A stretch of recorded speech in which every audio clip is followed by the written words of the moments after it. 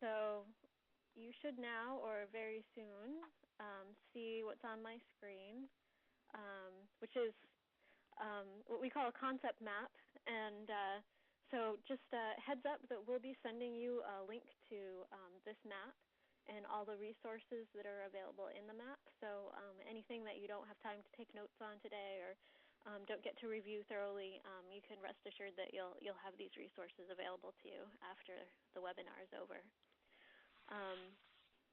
And just to mention that the shapes or concepts in this map, a lot of them have attached resources that you can review. So for instance, we have some PDF handouts, the benefits of an undergraduate summer research experience, tips on applying. So I encourage you to go through in more depth some of these handouts and resources that are attached to these concepts after the fact. So just going through the basics of summer research. These programs are usually about 8 to 10 weeks in the summer, usually located at a college or university campus or possibly at a research lab setting. It's very likely that your home campus hosts at least one summer research program and maybe several. You'll generally be working under the guidance of a faculty member on a research project, and you'll also probably be interacting with graduate students. The programs, they're usually a group of about 8 to 12 undergraduate students total. All the programs that we talk about today are paid, so they offer a stipend, and they usually offer travel support to get to the site and back home again, as well as housing. And these programs are in about every discipline and geographic location you can possibly imagine. We have over 600, I think, now searchable on our website, so just about everything you can imagine is there. And there are lots of great aspects to these programs. Of course, they're fun. So these are a couple pictures from an atmospheric science summer research program,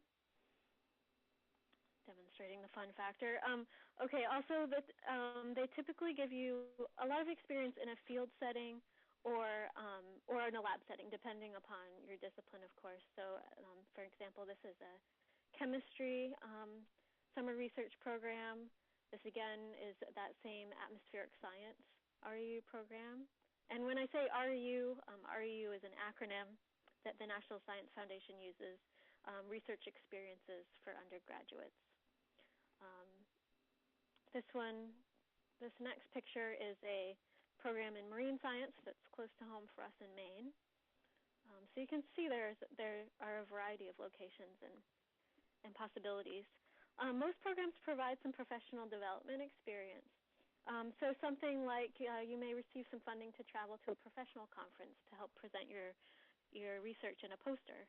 This is something you might do, as a group. A few students from your summer research program might go to a conference and present a poster. Other examples might be, the opportunity to participate in career development workshops or GRE prep workshops, that sort of thing. And of course, I mentioned that these opportunities are paid. So a major source for summer research programs is the National Science Foundation, NSF.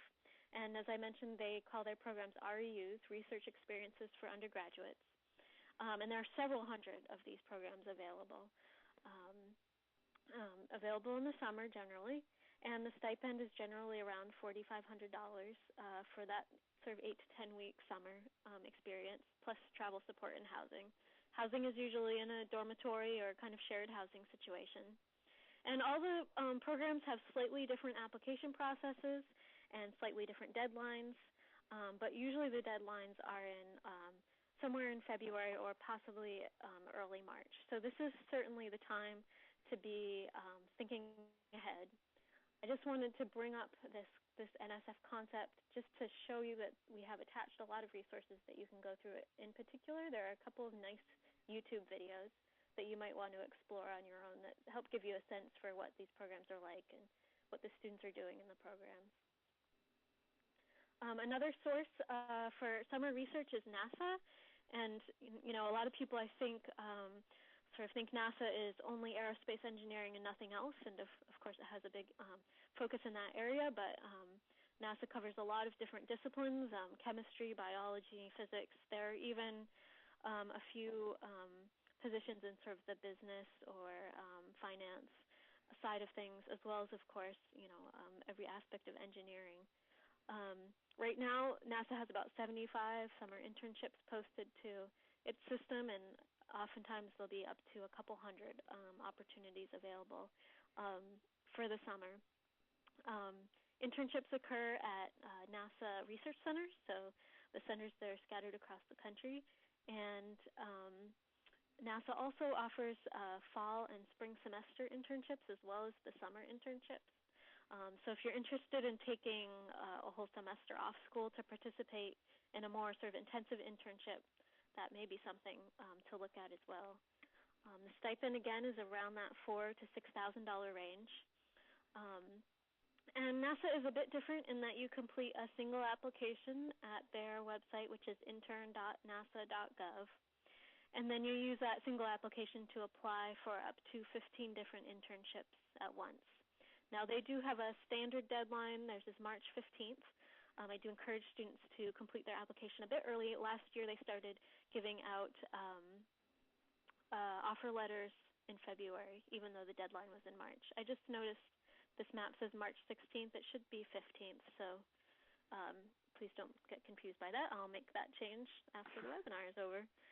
And again, there are a few really nice videos attached here where you can see some NASA interns in action. And of course, we're very lucky to have a guest speaker who is a former NASA intern and a current NASA employee, so I'm sure he's going to talk more about that funding source.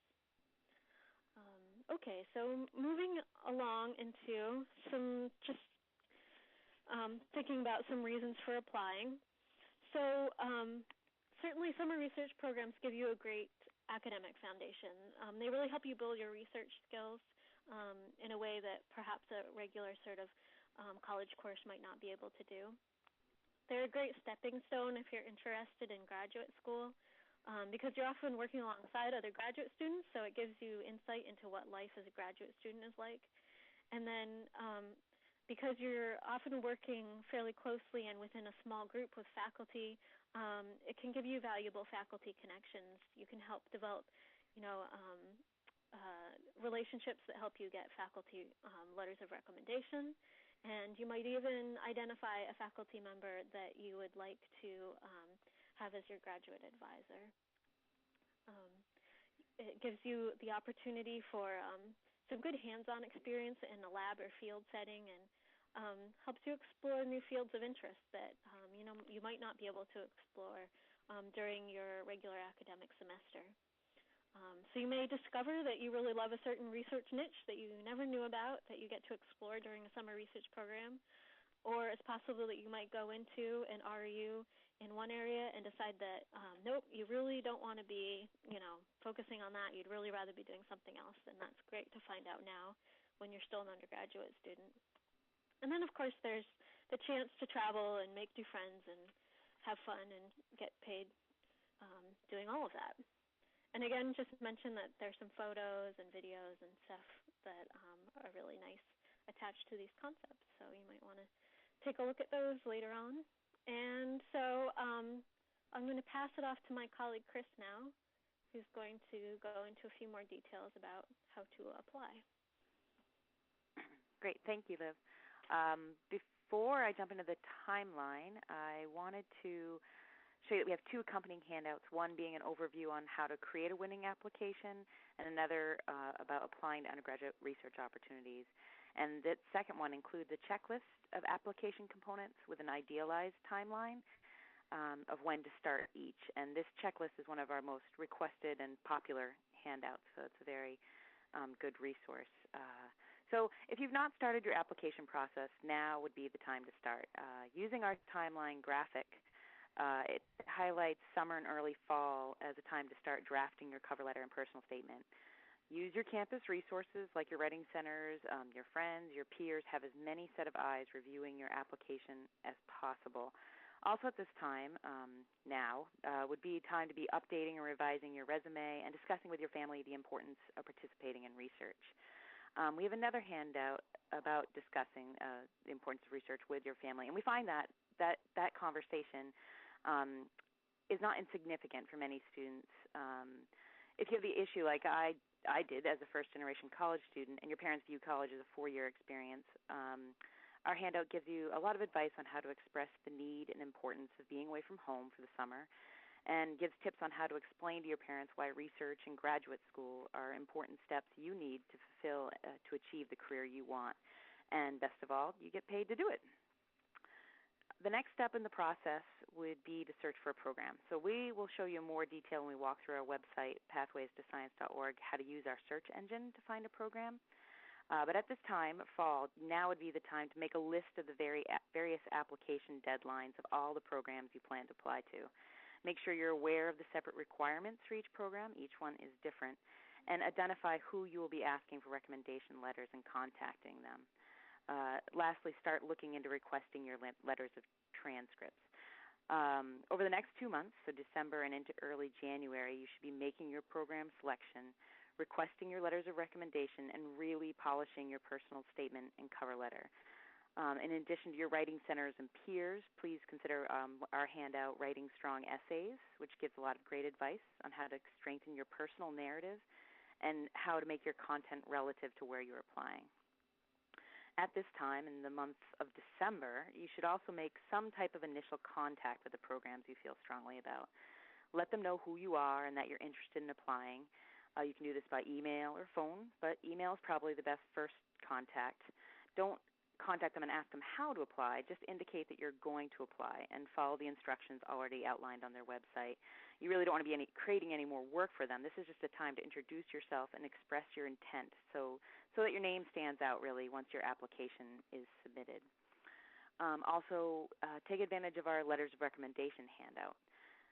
Who should you be asking for a letter of recommendation? Make sure you're choosing someone who will write you a good letter of reference. To do this, you really need to supply them with your resume and highlights of your work in their class or their research program. You want to make it as easy as possible for them to give you the best letter possible. So make sure you follow up once you've asked them and they're going to submit a letter from you. Be pleasant but persistent and give them lots of lead time, 2 months ideally if possible. And keep in mind that reminders are often necessary and expected. Faculty are busy, very busy, but they do want to make sure that you have a complete and successful application. So stay in touch with them with pleasant but persistent reminders until you know your application is completed. So over Christmas break is really the time, if possible, you should be finishing your applications. And make sure you include contact information you'll still have in the spring, and it's your professional email, and complete and submit your applications if you can. As Liv said, some offers go out before the deadline, so it's really benefits you to do that as soon as possible. So once you've completed your application, follow up with the program. Make sure your submission was received.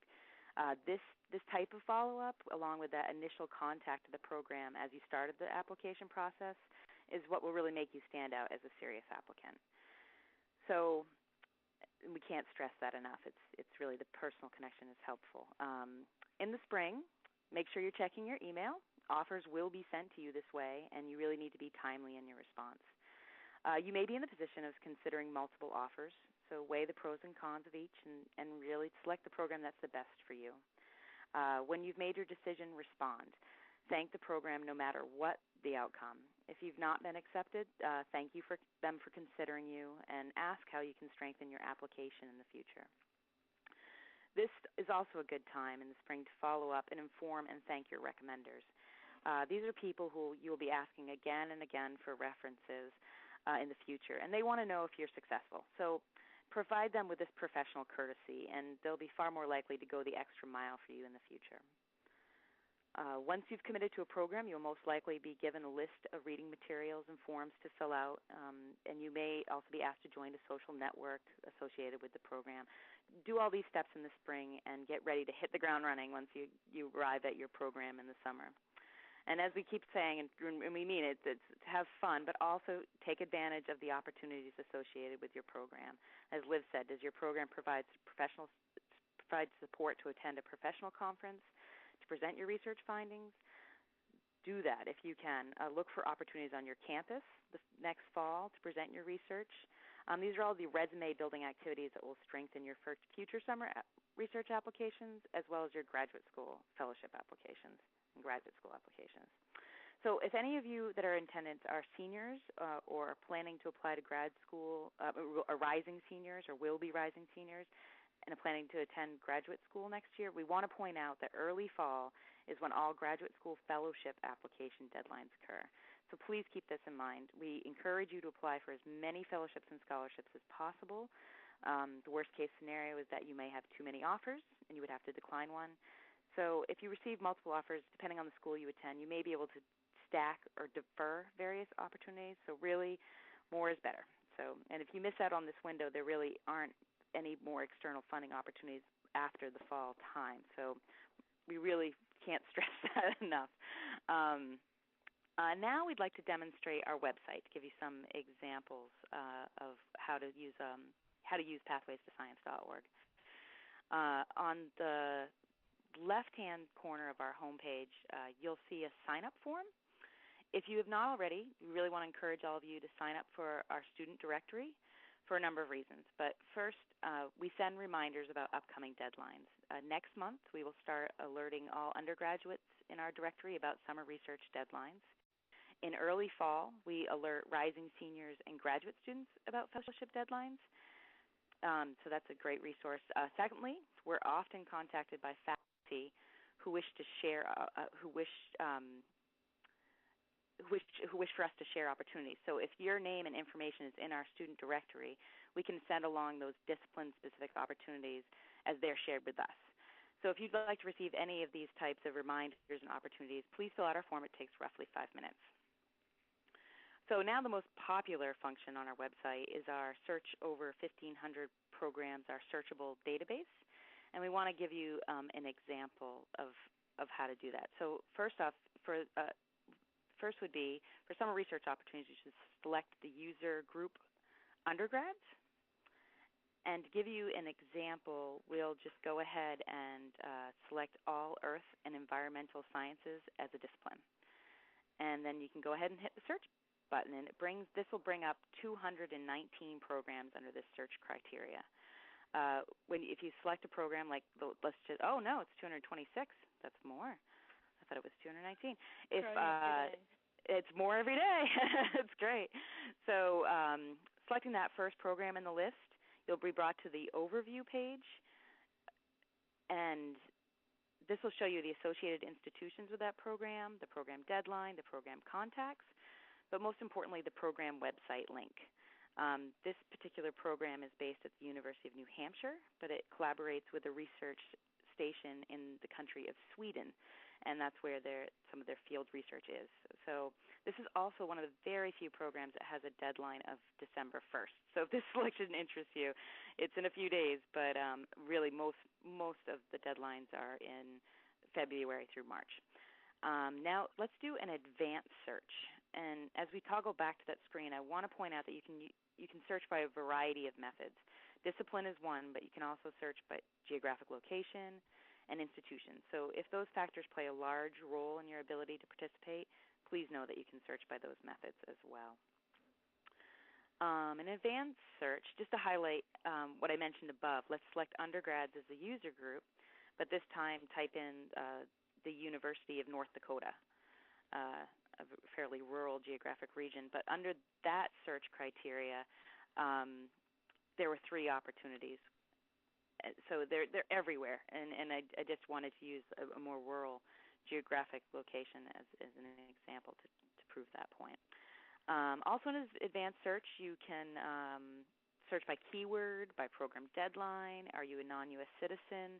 There are opportunities, and you can search in just so many ways. So this function is also great when you're starting your graduate school search. So please try a search function in a variety of ways. If you have any questions, please do not hesitate to write or call me at any time. We'll be sending you all the information, all the resources we refer to tonight, as well as our contact information. I just really want to extend the offer. It's my job to help students find programs, so please take advantage of this offer and write me following our webinar tonight if you'd like any help with your search. So at this time, I'd like to pass our conversation over to George Garospi. George was fortunate to have a summer research experience at a NASA laboratory and is now currently employed by NASA as a research engineer. So thank you, George, for joining us, and take it away. Hi. Thanks, Chris, and thanks, Liz. That concept map was excellent, and it was spot on, especially about everything that you can gain from an internship. So what I'd like to talk to you, there's a few things I'd like to talk to you about today. And first is the internship search. And really, Chris had a calendar of when things are due, but what you should really think about is in the fall around this time, you should be working on your resume, polishing it up, and preparing for job conferences, engineering fairs, things like that, in which places where you can take your resume and pass it out to companies that have come to your university or have come to the job fair, and you can potentially get information about their internships there. You should also think about preparing for interviews. You can do mock interviews with friends or professors. For these kind of things, I usually always try and prepare 3 good stories about myself. 3 stories that depict how I behave in stressful situations or in situations where there's a lot of work to be done or in situations where I have to apply a new type of knowledge or technology to solve a specific problem. So what I've done in the past is I've always allocated 3 hours on my Friday afternoons, a time where I don't have to think about deadlines and I don't have to think about problem sets that are due. Just 3 hours to go ahead and do a search, a very broad search for all internships that I'm interested in. And I don't choose my internships based on where they're located.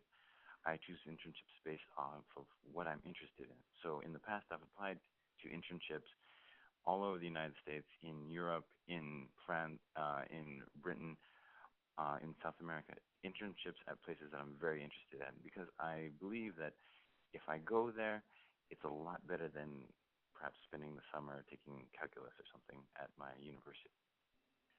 So the last part of the internship search is really thinking about job fairs and joining with engineering or science groups like ACES or CNAC or lots of other ones. They have job fairs and conferences usually in the fall semester. So you're going to want to prepare your resume early in the fall, then go to these job conferences and pass it out. And then you're going to have a period after you return from those to hit all these websites, apply for all of these internships, and then in the spring you can focus on your schoolwork, continue to look for internships, but it's actually a very exciting time as you and your friends start to receive internship offers. So when I was in my senior year, a lot of friends and I were all waiting and getting news each week about who's going where. Someone's going to work for Ford in Michigan, or someone was going to work for Google in the Bay Area, or someone was going, like I am, to NASA, perhaps even in Texas or Florida. So it's a very, very exciting time, but you have to do a lot of work ahead of time. Friday afternoon is always the best for that. So next, preparing for an internship. I've had 3 internships here at NASA Ames Research Center in Mountain View, California. So as I was getting ready for my first internship, I became really worried because I realized I was going to work with the best engineers in the world here at NASA, and I had just completed my freshman year, and I thought, they're going to require that I know a lot more information than I actually do, because at that time I hadn't taken thermodynamics or control systems or any advanced classes like that. So I was extremely worried about what I know or what I don't really know. However, when I actually arrived, I found that that's not really a problem. Part of my job as an intern is to learn the things that are not taught in school, which often is the new technologies. So newer hardware and newer software that hasn't trickled down to the college level. At NASA, we've got a lot of cutting-edge technology and cutting-edge hardware prototypes that, frankly, my professors didn't have an opportunity to bring into the classroom. So here, I didn't have to rely so much on my classroom experience to do well in my internship. In fact, what they asked me to do is learn in a new way. In an internship, there's no direct question and answer problems the way there is on a problem set at school. A lot of what you're going to have to do is independent study. They say, well, we want to understand why this machine is doing this at this specific time. And so you're going to have to think about, well, how do I approach this problem? Learn as much as you can about it, about the machine, then form some conclusions, study the behavior, and you'll be just fine.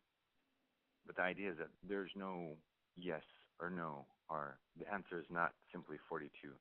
The answer is, well, we don't know more, we don't know why it's doing this, but we know where to look now. And maybe that's the best answer you can come up with. So, after preparing myself sufficiently for my internship, I then established 3 goals for the internship. The first goal is to learn something completely new. This could be a new software, a new programming language, or a new lab skill, but something completely different that you had no previous knowledge about. You'll find that in a lot of places they'll bring you in because you're perhaps good at this certain software, but in addition to that software, they use a new software which you've never previously used. Well, use that as much as you can while you're there. Get experience from these people because they use it on a daily basis and they're professionals. Second is to come away from your experience with something tangible. This could be a paper, a poster, or a presentation. You're going to want to show people at your university, look, this is what I did this summer.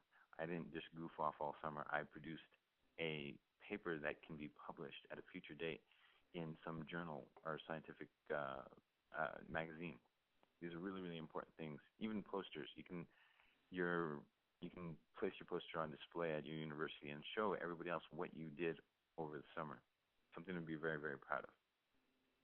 The third thing is to make sure that they remember you at whatever laboratory or whatever company you've worked with. This can be done by showing your creativity, your work ethic, your knowledge, or your problem-solving skills. You want to return home in the fall and say, I did a great job there, and then they're going to call you back and say, well, you did such a great job, we need you back again. We want you to come back next summer and we're going to pay you more. Or we want you to work on this, but we're going to give you more responsibility and let you work with more awesome hardware. If you do all these 3 things, you should come out from your internship just fine, and it'll leave you prepared for your next summer. Okay, so now a couple of specific things about interning at NASA. First thing is pretty easy, actually. It's that you're not going to be tested on what you currently know, but simply how quickly you can learn and apply new knowledge. You'll arrive your first or second day and they say, this is your problem, but maybe you don't know so much about it. We want you to learn this, this, and this, and when you're done learning those things, well, then we can together approach this problem and find a solution to it. It's not so much, oh, you're very good at this, or oh, you don't know partial differential equations yet. That's okay. They're going to help you through the learning process, but they're going to ask you to learn quite quickly. So don't you worry about that. Second, you're going to have to work on long-term problems, which cannot be easily solved in a day or week, but actually require months to fully understand and fully solve. So this actually is one of the more frustrating parts of just about any internship. We're so used to having a problem set that's due on Friday, or a week to do a paper, when we have a long-term project and we don't solve it within 48 hours. That can be very frustrating, simply because we're not used to having to research and work on something, on a single problem, for 3 months or for 10 weeks. So this shouldn't worry you.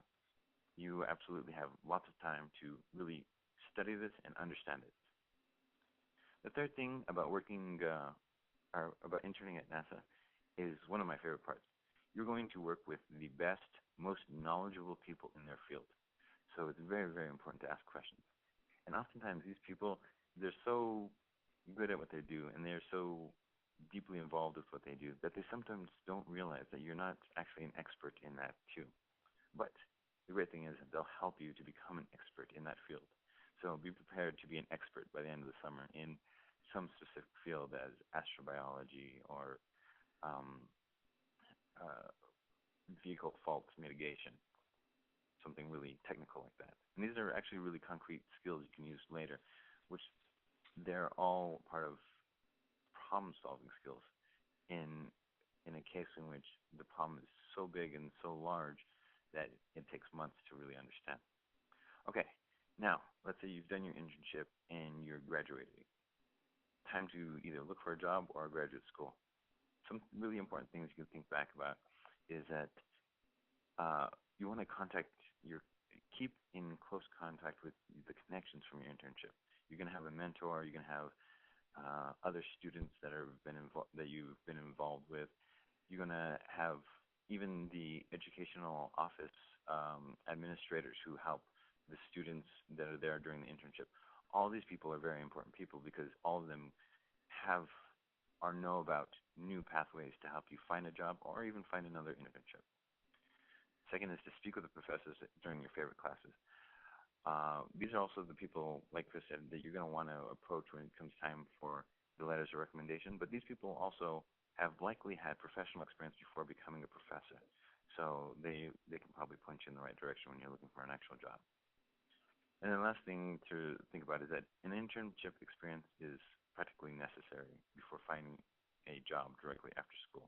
If you have approached graduation without any actual experience during the summertime, maybe you've worked at Burger King or something like that, that's not going to work. You need actual experience in a laboratory or in a research setting if you're going to try and, actual experience really, really will help you if you're trying to find a job directly after school.